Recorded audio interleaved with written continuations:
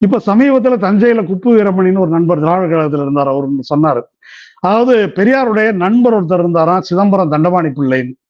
அவர் நாரதர்னு ஒரு பத்திரிகை நடத்தியிருக்காரு.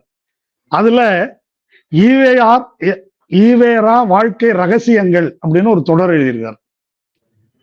பெரியார் தானே சொல்லியிருக்காரு, நான் சீமானாக, பொறுக்கியாக, காலியாக இருந்த காலத்தில், சீமானாக ரொம்ப யோசிச்சு சொல்லியிருக்காருன்னு வச்சுங்க, இருந்த காலத்தில் அவரே எழுதியிருக்காரு. இவரு தண்டபாணி பிள்ளை இதெல்லாம் எழுதியிருக்காரு. என்ன எழுதுறாரு இவரு? பெரியார்கிட்ட ரியாக்ஷனே இல்லை.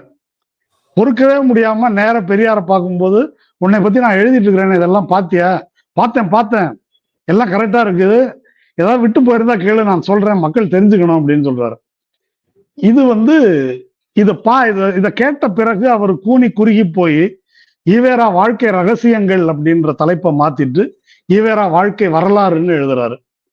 அதற்கு பிறகு பெரியார் நூற்றாண்டுல அவரை திடல்ல கூப்பிட்டு கூட கௌரவிக்கிறாங்க.